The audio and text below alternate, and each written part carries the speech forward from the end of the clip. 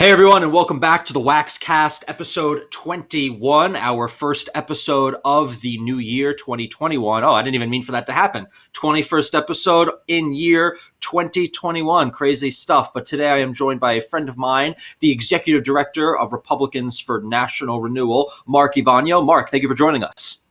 Hello, Gavin. Appreciate you having me on. So I love your organization. I love Republicans for National Renewal. You guys are a populist organization that's fighting the good fight, fighting on behalf of the MAGA movement, the Trumpist movement here in the U.S. and globally. And I want to delve into that later in the episode, the details about the organization and what you guys are doing. But I want to start off with just some crazy news that's happened over the last week or so, namely in regards to COVID, the never-ending COVID pandemic that just seems to get worse and worse, not in terms of the deadliness of the disease, but just in terms of the government's response. There's this video going around, this viral video, I think it's from Canada, from Quebec, where they have these officers dragging people out of their own home for a New Year's party because they had 6 people or 7 people inside the house, and apparently their neighbors ratted on them in the most Orwellian fashion. And this is just getting out of control. I mean, what's going on? We're living through some really disgusting Orwellian times, and people are just willing to accept it under the guise of fighting COVID. What do you make about all this as a populist Republican yourself, running a populist Republican organization?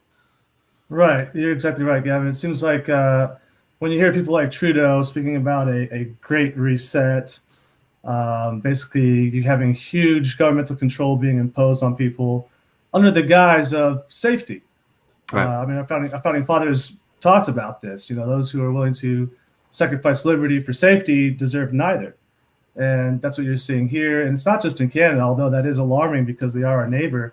But even in Europe, you're seeing people getting arrested by mask-clad officers arresting someone, not social distancing, by the way, throwing somebody to the ground. Even then the officers' masks are falling off of their faces while they're arresting them for not wearing masks. Even in, I was just saying over in Australia as well, someone was trying to organize a protest against the lockdown over there, and they have police knocking on their door, coming inside and forcing them out of their house and arresting them. It's insane. It's insane. The worst part, I mean, not the worst part, I mean, because, you know, I objectively believe in liberty and our freedoms regardless of the health impacts. But, you know, just to add insult to injury, these lockdowns and these mask mandates, they don't even work. They don't work. They don't stop the spread. In New York City, since we had the indoor dining shutdown, the case spread has gone up. Why? Because now you're forcing people into homes and they're having house parties, they're doing all sorts of other things. And most transmission was in your own home anyway, between friends and family. It was not in public spaces. I think in restaurants, it was like 1.4%, something really low. And in households or whatever, it was as high as 10%. But the cases don't matter because it's asymptomatic. And if you don't have any, and I hate using that word asymptomatic because all that basically means is you're not sick. You're not sick. So who cares? Who cares? And these stupid masks, this mask cult, all it is just a way for people to virtue signal and to moralize and to self-righteously preach about health and mask wearing when the masks don't do anything. You know, if you get droplets into your eyes or even your ears, you can still get infected. The masks are loose. Sometimes they don't cover your nose. They don't fix anything. They're just a panacea. They make you feel better. They make you feel better about yourself. But there's really no science to it. It's all just a bunch of pseudoscience. That's all it is. Right. I saw in New York, I think you're allowed to have dinner at a restaurant, right? But then you have to eat inside of an igloo made out of plastic. Right. What I saw here in Austin, Austin's probably it's obviously the most liberal place in Texas. You have a bunch of Californians there. I visit there often. I have family and friends there. And I saw, it was the craziest thing. I had some car trouble. And so I'm there on the side of the road. It's 11 in the morning. And I'm just working on my car. I pull the hood up. I'm with my brother, and we're not wearing masks. I'm looking around me, and somebody's by themselves on a bench reading a book with the mask on. Jesus. Other people are riding bicycles with their masks on, glaring at us. Other people are driving in their cars by themselves with their masks on, also glaring at us, thinking, well, how dare these heathens not wear masks when they're looking at their car? And I think that's that's kind of a reflection of, I guess, the more liberal cities in general, the liberal It's a states. religion. It's a cult. I mean, they gave up their own religion and they gave up any kind of transcendence of greater and higher purposes, whether it's nation, family, or God. And they've replaced all of that under this new religion of Fauci and masks and COVID. And this is insanity. These people think they're following the science. They're doing nothing that's scientific at all. It's just insanity. It's hysterics. These people have all lost their minds. Wearing masks alone inside your car. How crazy do you have to be to do that kind of thing? And it's like they don't even see it. They can't even see the light. They're just so brainwashed and blinded by this mainstream media propaganda. They've just ate it up. And I saw in Austin that they were planning to also do a New York style shutdown, lockdown, all the restaurants and all the bars and things there. And then your governor stepped in to stop it. Good for him, Governor Abbott. But what is up with these liberals destroying their own cities? They're not destroying Republican areas. They're not destroying conservative areas. They're destroying the communities that they live in, the communities that vote for them. They're destroying their own businesses, their own cities. For what? That's right. I was actually going to mention that. And so initially, Adler, the mayor in Austin, was really, really set on imposing these restrictions, lockdowns, etc. And so initially he sent out a message from his timeshare in Mexico saying, hey, everyone, don't travel for the holidays. Don't meet with your family. Don't meet with your friends. Meanwhile, he's there vacationing, having a blast in Mexico. And then he tried to impose a curfew. You're right. I think it was 10:30 was the latest you're allowed to stay out. Bars and businesses in general were supposed to close by 10:30. And he got shut down very quickly by Governor Abbott. Although that said, I think there were still probably a few more paranoid businesses in Austin who still closed and went with the order despite not even having to. Well, they deserve whatever comes to them then. If they close down and they lose business, then that's their own stupidity. I mean, I got no sympathy for people who are just buying into this nonsense wholesale. You need to be a little skeptical. You need to question things. And you just need to use some logic and sense. I mean, they're spoon feeding you a lot of nonsense about COVID, and people are just buying into it to their own detriment. And that's why they're all miserable and they're all lonely, and they're taking out their misery and loneliness on people who aren't complying, like maybe you or me or whoever. That's all it is. It's just become really just like a cult. And I saw this video of like this disgusting dwarf looking man at some supermarket in the Midwest where he was like badgering some old woman for not wearing a mask. It's like, they're getting power trips over this. It's just like a mass psychosis. It's all psychology. It's just a way for people to feel better about themselves. Right. Yeah. I was out one evening a few months ago in Austin. Again in Austin. Right, in Austin. It's always in Austin. It doesn't really happen in Houston that much. Right. And I was out at a bar down in Austin and with some friends, and someone was saying, "Hey, you need to wear your mask, even though we're outside. Put on your mask. You're too close to me." We're about 3 feet away from their table, playing one of those. It's like a ring, and there's a hook, and you try to get the ring into the hook. It's on a string. Just a little game that they have at some bars. And this guy's pulling down his mask to yell at us, saying, "You need to put your mask on." I said, "Well, you just pulled your mask down. If you had the China virus, we'd have it now." He wasn't very happy about that, and eventually they left. But it was insane. And if you look at the chronology of how this has happened, right? So it started with 2 weeks to flatten the curve. The biggest joke of 2020. I remember now I'm working from home. It's just 2 weeks. That's fine. Here we are today. Before today, they were saying, oh, that's right. We're just waiting for the vaccine. Once we have the vaccine, then we can go back to normal. It's just like the flu, so that when we have a vaccine, everything's fine. Now they're saying, no, you get the vaccine, you still have to wear a mask. And then I'm seeing articles coming out where they say a nurse got the vaccine. 1 week later, she contracted the virus. Right. So what are we to do? I guess just get the vaccine and the goalposts keep moving. I mean, they're never going to relinquish this power that they got. They're never going to relinquish this control over people, because that's all this is. It's control. It's power. This disease has a 99 point something % survival rate. It's even higher depending if you're younger and in good health. And all they're doing really, it seems, because if you look at the death count for all causes by year, 2020 is not that far off from previous years. It may end up a little higher. I have to see the final data, but it's in line with the last few years worth of data. So all that means is that a ton of people that were going to die anyway from whatever cause are now being categorized as COVID deaths. So they're just recategorizing deaths because they may have had an asymptomatic presence or case of COVID, but they could have died from anything. They could have died from the flu. They could have died from pneumonia. They could have died from, a gunshot wound. And they're just reporting all these deaths as COVID. And even then, even with the inflated numbers of COVID deaths, the survival rate is still 99.7%. And that's with therapeutics. That's with a vaccine on the way. So it seems like they're just looking to just really, the Great Reset, change the world, and it's going on globally, and no one seems to want to fight back outside of, a few Republicans and conservatives. Right, and so that's why part of why I'm very happy that I'm in Texas. Couldn't imagine being, over in New York, even New Jersey. And I saw you've been known as quite the rabble rouser up there for going across state lines to hold an event in a very large facility, right? Yeah, I mean, look, we follow the laws. They wrote these little laws that don't make any sense, and they're all, inconsistent. They made carve-outs for themselves, thinking that they would use it for their own, BLM or Antifa rallies, whatever it is. We happen to be Republicans with balls, so we use those laws to our advantage, and now they're all upset and throwing a hissy fit over it. But, that's the age we're living in. It's just hypocrisy ad nauseum. I mean, but I also want to talk to you because you're also you're pretty involved in a lot of international politics, the international populist movement.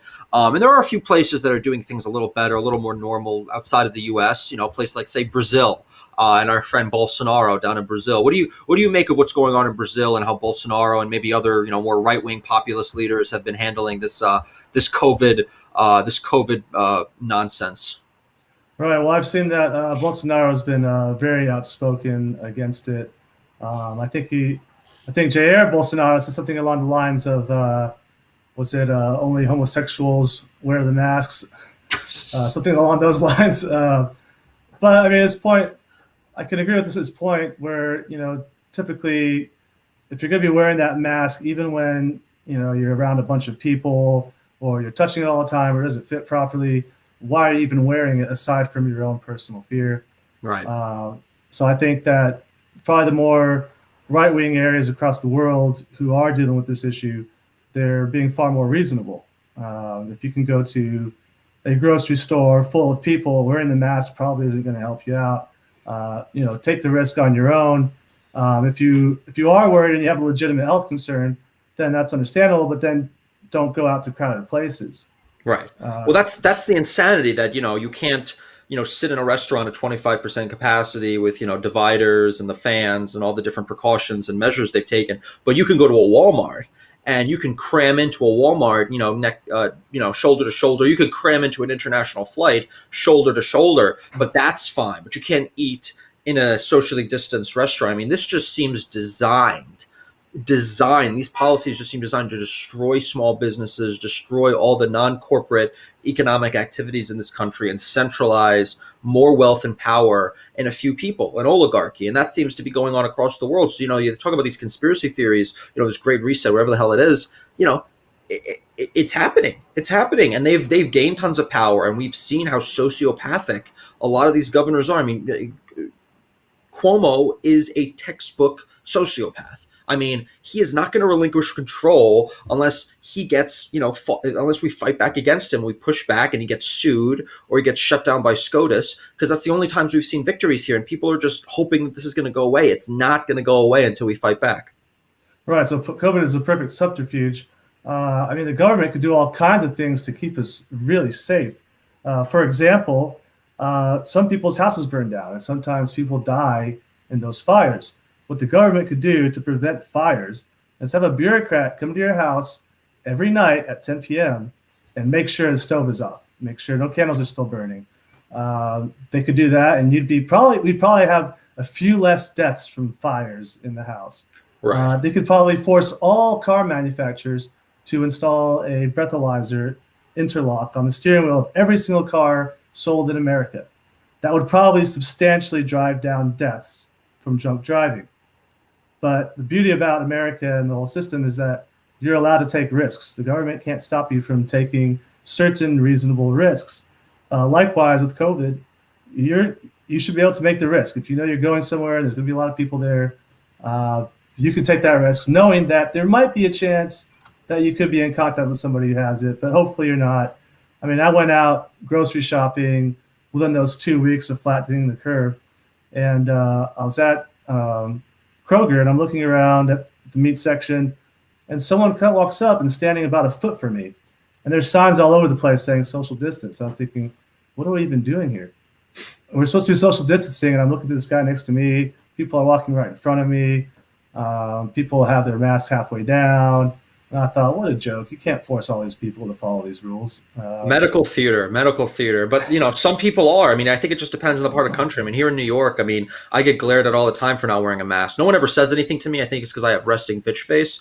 But, I would want them to say something because I would just love to eviscerate them and just point out how stupid and obnoxious they are with these dumb masks. But it never seems to end. But this is just a litany of issues we're already facing going into 2021, carryovers from 2020. I mean, but there are some good news. There are some things on the horizon. I want to shift gears a bit. We've been, because, you're, first and foremost a political organization, not so much a medical one.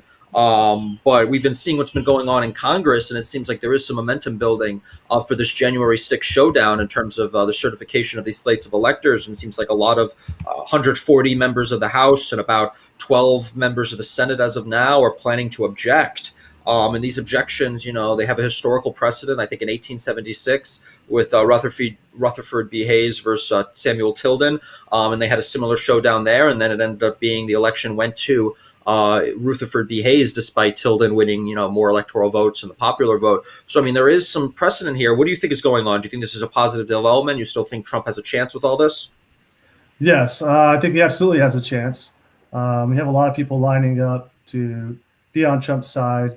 But I think, unfortunately, we have a lot of establishment rhinos against Trump. And I would argue they're actually probably worse than the radical left. Because with the radical left, at least you know where they stand. Right. They're against you. Whereas with the rhinos, they'll give a flowery speech. We support Trump 100%. We support his policies. And then when push comes to shove and they show their true colors, then they vote against Trump and his policies. But by then, it's already too late. You can't really change any minds, and it's already happened. Right. Whereas with the radical left, you already know from the get-go. And so, I think we need to, especially after January 6th, we're going to know where people stand. And I foresee plenty of establishment types being primaried in 2022. I think it's just a matter of time. I believe the National Populist Movement and R&R is where a lot of the grassroots in the GOP base lies. They support us. They support President Trump and his agenda far more than they support the establishment. And so I think more so than probably in our lifetime, at least, we're going to see that come to fruition. And that's a good thing. I mean, I think a lot of times there's been a lot of these people who were, Johnny come latelys. They adapted to Trump after he won in 2016 because they wanted to ride his coattails, but they were never true believers. They said some things, but it was always kind of phony and constructed. And the second the chips were down, they stuck the knife right into his back and twisted it because they were never true believers. They were never aligned with the grassroots. They were never aligned with the message. They were always, these liberal internationalist corporatists, the Mitch McConnells, the Paul Ryans of the world. And this is why we can't just vote just because they have an R next to their name. The primaries are important. We should be having rigorous competitive primaries. We should always have a primary. We should never just vote just because they're a Republican. We need to have some discernment, and I would especially encourage that in deep red states. I can understand, if you're in a deep blue state or you're in a purple state, you need to make some concessions, be more pragmatic because they're always going to be better. That's fine. But the problem is we have all these R's from deep Republican conservative states. That's what I have an issue with. I really don't even have that much of an issue with, say, what's her name in Maine? Can't remember her name for a second. Who's the senator in Maine, the Republican? I can't think of it right now. Oh my God, I'm blanking out. But whatever her name is, let me hold on. Let me just look this up because I am literally forgetting the senator's name from Maine. Susan Collins. My God, Susan Collins. I don't mind her there because she's from a purple state. But do you think I have a problem with people like Thune or McConnell? Or, previously Flake and Corker and Graham and all these people from deep Republican states just being total wimps and total limp wrists and not wanting to do anything and just go along to get along, that I have no patience for. And that's why your organization is critical, because you're working within the party infrastructure, not this nonsense about starting a new party, which unfortunately I understand the sentiment. I would love that to happen. It'll never work because we have a first past the post system, and it just does not allow the formations of multiple parties, and you would just kill the Republicans and kill yourself, and the Democrats would win everything. But it is important to work within the party, which is what you guys are doing, right? Right, that's 100% right. Republicans for National Renewal basically wants to work within the party and push it towards President Trump and his agenda. You're right in that it would be a complete waste of time to try to start a new party, although it does sound tempting. We do need less John Thunes in the Senate, more people who actually believe in the president's agenda. And also, it's not just about Congress as well, as you pointed out. The state elections matter a lot as well, and so do the primaries. And I would argue the primary might even be more important. We need state party chairs like Alan West here in Texas. He's been great. We connected with him when he ran. Kelly Ward in Arizona. Yep. People who will boldly push things in the right direction. And as we've seen in the last 10 weeks or so, even the state elected officials, the governors, the state house speakers, and the majority leaders, they really all need to be on the same page as the president, or you end up with situations like we've seen in Arizona, Georgia, and Michigan, where they're effectively helping Biden become president. Yeah, I mean, it's crazy. And you said it right. It's the primary process that's important. That's why I'm telling people who are trying to, sabotage what's going on in Georgia. It's like, listen, both those senators there, I think they're bad candidates, Loeffler and Perdue, but I think they're decent senators. They have good voting records for the most part. I wasn't really pleased with this recent NDA vote, but before this, Perdue was like in the top 10 in terms of people who voted with Trump. Same with Loeffler. So they're still way, way, way ahead and way better than people like Warnock and people like Ossoff. And this is also hinges, the whole control of the Senate. They get united government. We're all screwed. We're never going to win an election again. But if you really want to take your anger out, do it in the primaries. Primary them. Don't spite our faces in the general election. That's just stupid. That's what the Dems want us to do. You got to just, if you're going to engage in politics, you're going to have to hold your nose sometimes, but engage in the primary process, get involved in your party, take over your local party, become a district leader, become a precinct captain, whatever term they have in your state, a committee member, influence the local party, involve yourself in the primary process, take over your local institutions, your local clubs, whatever they are, and shift them to the right, shift them to become more populist, more conservative, more nationalist. But do not screw ourselves over in the general and let Democrats win. That's the most ass-backward strategy in my view. Do you agree? Yes, 100%. And in fact, I think that's probably the most effective thing, is to pay attention to the primaries and work on that front. I think the average voter doesn't realize that. I know probably 10 years ago, I didn't realize that either. I thought, well, I'll just vote when the election comes around. And I know plenty of people who do the same thing. The primaries aren't really important to them.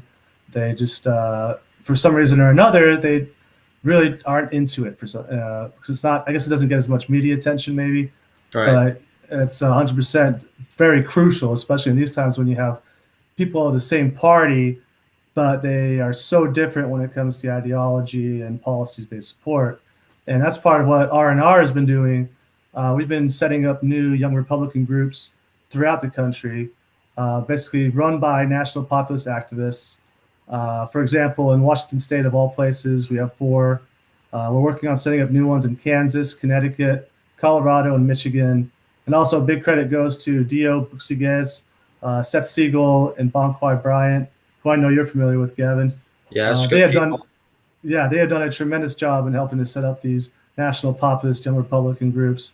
And that's basically where R&R comes in, is that not only working on an international front, finding allies where we can, we're also going from the grassroots and also the young Republican groups, which I think people underestimate them tremendously, but they actually have a lot of influence and can do great things. Agreed. As a young Republican myself, it's critical to build something from the base up. You can't have this top-down approach. You need a localized approach where you're influencing the grassroots, where you're building local structures and infrastructure outside of the party, because sometimes the party is too far gone, or it takes a much longer time to co-opt it. The local infrastructure, whether it's Republican clubs, young Republican clubs, college Republicans, all these different auxiliary groups are critical to the party building, the party formation, influence, all these different things. And if you can embed yourself in them, you'll create a lasting movement that doesn't just, come and go, that doesn't exist just in the Beltway or in these think tanks, which really don't do anything. I've never heard of a white paper really, changing anything on the ground for most people's lives. And I think a big problem in the Trump administration was that he ran on this national populist message and he got elected, but there wasn't really the infrastructure intellectually or in terms of the grassroots behind him outside of his campaign that could have provided, say the human capital to staff his administration with people who were aligned with him. So what you ended up happening is when he took over, he went through the typical Republican sources to staff his administration. It was the think tanks, it was the Beltway, and all these people who may be Republicans, and maybe we agree with them on some issues. They were more, say, neoliberal. They were more libertarian. They were more rhino. They were much more of a rhino, and they staffed the administration. That really, that really held him back the first 4 years, combined with what the Democrats did. And that's why the second term was so critical, because he would have not had that issue anymore. He learned from his mistakes. The staffing was getting better. The appointments, the policy, everything was getting better. That's why it's a real shame. I mean, do you agree that's been a huge problem? Yes, absolutely. I think the movement that President Trump has started is not only unique, but I think also legendary here in the United States. And you're right that he was kind of tapping into resources from this old establishment, but also trying to innovate this national populist movement here. And so that does cause problems. It was very new in 2016. It was difficult for people to kind of get in line with President Trump and his agenda. But since then, I think since 2016, it's become a lot bigger and better established. I think we're starting to finally see things settle a little bit more. You've got people like Corey Stewart at Commerce and Mark Lloyd at USAID filling up those lower federal positions that were previously occupied by career bureaucrats or RNC establishment political appointees. And we really want to help move that along and build it further. I think that we're going to see, especially this month alone, we're going to see a lot of big things happening in Congress. Although I can't announce anything right now, I'd urge your audience to stay tuned on this front as we have some big announcements to make early next year or early this month, or not early this month, later this month. We have some big announcements coming up. Still getting used to 2021. But yeah, stay tuned for that. We're definitely busy at work, and I think everyone's going to appreciate what we come out with. Like I said, you guys are doing God's work. I'm a big supporter of you. I think the populist movement is international. It's growing. It's here to stay. And it's the only thing that both, it's ideologically sound, but it's also politically feasible. And I think, if anything, building this working class populist coalition is the only thing to guarantee Republican wins going forward. Country club, rhino, chamber of commerce Republicanism is not going to win elections at the federal, state, or local level. There's no appeal for that. The only appeal that has is to the donor class, and the donor class has shown that they're not aligned with the American people's interests. We saw it most recently with the vote on the stimulus and these checks. They were very happy to send money overseas. They were very happy to spend money on corporate handouts. But when it comes to direct, targeted aid to Americans who have suffered under this COVID lockdown, who have been driven into destitution, not because of their own, fault, not because of something they did, but because what their government mandated, the Republicans and the establishment Dems did not seem interested in supporting them. And that's why I really have to give, a lot of credit where credit is due to people like Senator Hawley, and even across the aisle with some populist left-wingers who are in line with us on some of these issues. And I think there could be some true bipartisan initiatives on some of these key policy issues between the populist right and the populist left. The problem is the establishment in both parties are preventing that, and it's really the uniparty, this Democrat-Republican uniparty that we're up against, and the factions within them are struggling to fight against them. Hopefully that'll change soon. But what did you make of that and everything I just described in the vote that we just saw, and all the nonsense maneuvering by Mitch McConnell to basically sabotage this vote from the get-go? Right. What they've done with that bill is, frankly, almost criminal, Gavin. To imagine that we suffered through all these lockdowns, so many businesses that I know of around here have closed down, all across the country have closed down. Americans are suffering. And while as right-leaning people, as national populists, we typically are not in favor of handouts or welfare, so to speak, but this is clearly a unique issue. And to think that we're giving $10 million to Pakistan for a gender program, giving millions to Costa Rica to have female officers in their police force, just throwing money around to everywhere else, and then giving Americans 600 or 2,000, which is still measly compared to the millions of dollars we're handing out. And if you count in purchase, like, a dollar in New York doesn't just go as far as a dollar in Texas. So 2,000 in New York is nothing. That doesn't even cover 1 month's rent for a lot of people. I mean, 600 is literally just, a let them eat cake moment. Right, exactly. You're just getting peanuts for that. And I think that's part of why national populist movement has gained momentum. I think even people who are center left are starting to come around a little bit, or at least being skeptical, because they're thinking, wait a minute, why are we taking care of everyone else but not us? And I think that's also why the movement transcends where you grew up in, what country you live in. For example, me and you were on a panel with Lega Giovanni in Italy. Yep. You're in New York, I'm in Texas, they're in Italy, but we all understand that this is the right way to go. I think it's intuitive in the fact that the analogy I like to use is a family. We all usually come from a family, and the family members come first. Yep. Now, it doesn't mean that you can't donate, you can't participate in charity, you can't help out other people. But could you imagine starving children and their parents are there in the house, they cook up a meal, and instead of giving it to the children, they walk across the street and give it to their neighbors. And then they come back and maybe they bring some peas or some of the crumbs and say, here you go, just enough for you to survive. I think we all know, even people on the left, know that's wrong. Yep. But that's what American government's been doing for the last few decades. I think people are getting wise to it, and they're not going to take it much longer. Agree. The managed decline, the America Last movement. I mean, what you just described was family as the model for the state, and I think that's a great concept. I think, the building block of society is not the individual, it's the family. And the families are what propel society forward. That's what gives people fulfillment in their lives. And it's this hyper individualistic, hedonistic neoliberalism or libertarianism, whatever you want to say, that's really corrupted our party. It's corrupted a lot of the West, and it's really driven us into this several decades long decline in terms of both economic prosperity and our cultural institutions and whatever it is. And it's sickening to see what's going on in the country at large. But I also wanted to touch on, what you also brought up in terms of, some of these center left voters. I think that's a huge voting block that hasn't really been properly tapped into until Trump, because I think a huge chunk of the country were a little more left economically, and maybe they were more moderate to right wing socially, and they never had a party that represented them since the Democrats shifted left and the Republicans, basically embraced, this sort of free trade absolutism and corporatism. And they were kind of left in the dust, this kind of, the working class, so to speak, the Rust Belt voters, the blue collar masses. What we want to position the party to do is to tap into that, those Obama Trump voters, those blue dog Dems, those Reagan Democrats, all these people that never fit within the traditional Republican mold. That's a huge untapped audience that I don't even think Trump maximized it to the fullest. And I think there's still a lot of potential to grow that. Wouldn't you agree? Yeah, 100%. In fact, I've talked to some people and shared some of R&R's ideas, President Trump's ideas, and told them why it made sense. And a lot of times they're thinking, yeah, I can agree with that, but I'm not with them on on healthcare, for example. Right. We want universal healthcare, so I just can't agree, but I like everything else. Yeah. And so you're right, and that's a great start.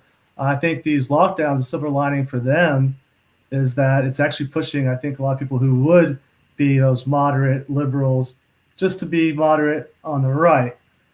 Even just looking at, I don't know if you've noticed this, but I certainly have on Facebook, for example, every single day there is a COVID article. Same news organizations, usually local news or ABC, for example, every single day you're seeing something about COVID, how dangerous it is, how horrible it is. Someone allegedly healthy 45-year-old died of COVID, who also happened to have a heart attack. Somebody was in a fatal car accident and died of COVID. But either way, you're seeing all the headlines based on this. And even before, on New Year's Eve, they let out an article saying, please don't go out, please don't do anything. And a lot of the comments, I imagine not all were right-wing people. They were saying, no, sorry, I'm going to go out. Hey, y'all said 2 weeks. People were just completely fed up with it. And it seemed like ideology, political leanings didn't really matter. Yep. People are just sick of it. And I think that when they see who's in charge of imposing these regulations and rules, they might change their mind when they vote. That's true. It's a great silver lining, and I think they take most people to be stupid, and I think most people like to tune out. I do think they like to just live their own lives and just not think about politics, not think about the world at large. But this kind of stuff, these lockdowns and this COVID policies, really hits people right at home in terms of their daily life, their daily routines. And that's when they're going to start paying attention. And they're doing things that are really waking up people to the madness that's going on. And people can still use logic and see how none of these rules make sense. None of them are scientific. It's all just theater. And it's causing a sort of it's boiling up. And maybe a lot of people are scared to say it publicly. But I know a lot of people personally, and I'm sure you do as well, considering how many times you go to Austin. But I'm sure you know a lot of people as well who, they may not say it publicly, but deep down, behind closed doors, they'll tell you how stupid all this nonsense is. They'll tell you how fed up they are. And that is only building up the longer they drag this out for. And I think it's only going to play well into people like, us, people on the nationalist populist right who are trying to galvanize this discontent, this anxiety that's been brewing against the elites, against the powers that be. And we're going to see, a lot of radical changes in this country, both for good and for the better over the next 4 years, regardless of what happens for Trump. Because if Trump's gone, the movement's here to stay. It's not just dependent on him. He initiated it. He started it. He breathed new life into it. But it's going to move forward, and that's why I'm glad what you're doing at R&R and many other organizations. But I want to leave the last word to you. Just tell us a bit more about what R&R is doing, what you guys have ahead, and then please let us know how they can follow you and they can follow the organization and how to support you guys. Sure, I appreciate that, Gavin. Basically, to make it brief, we are a political nonprofit, and we're dedicated to transforming the Republican Party into a national populist party, as we talked about earlier. We basically want to take President Trump's agenda from 2016 and run with it. And as you said, whether or not President Trump remains, if the election's stolen, we'll still be here. We'll still be pushing the agenda, and we'll still be setting up for a 2024 run. If we do prevail in January, then we'll continue with his agenda. Definitely can't rest on that. Even if we secure the win, you can never rest. Probably even be a tougher fight. Amen. But basically, our main platform is we are for protecting American workers on trade, stopping illegal immigration, but also reducing legal immigration in order to give the American working class a chance at decent wages and opportunities. We want to work on stopping big tech censorship, which is really running amok these days. I'm sure you've seen it. I've seen it. They're not even trying to hide it. We also want to encourage restoring our own infrastructure, which imagine if 10 million had come our way for our infrastructure. That would have done a tremendous amount of work for us. But also staying out of endless wars, which President Trump has been doing very well at. And we basically want to shift party policy in Trump's direction. Please follow R&R on Twitter at RN Renewal and on Facebook at Republicans for National Renewal. I can be reached via email at Ivanyo at rnrenewal.org, and Ivanyo just being my last name. Also, please follow me on Twitter at Mark Ivanyo. We certainly have some future online events planned for the coming months. And assuming this COVID hysteria dies down, which is a big if, we'll hopefully be having in-person events in Washington, New York, and South Florida metropolitan areas. We'll also have a presence, probably an event, and a booth at the 2021 CPAC in Orlando. So if any of your audience is around, please stop by. Thanks again for having me, Gavin. It's been great. It's been a real pleasure. I know we had some technical issues the other week, but glad we've solved that. And I'll probably try to make it up to New York at the end of this month. So awesome. Hook up and we'll grab a beer somewhere, maybe out in the freezing cold, unless they open up indoor dining again. But I appreciate that, man. I encourage everyone to check out R&R online. You guys had a great event last CPAC with Bolsonaro. I intend to be in Orlando this year for the other CPAC, and I'm looking forward to catching up with you guys. But anyway, guys, please stay tuned for more Waxcast episodes. It's going to be a great 2021 for us. We've been breaking some milestones in terms of downloads, so keep downloading. If you're on iTunes, don't forget to leave us a review, and stay tuned for more episodes of the Waxcast coming very soon.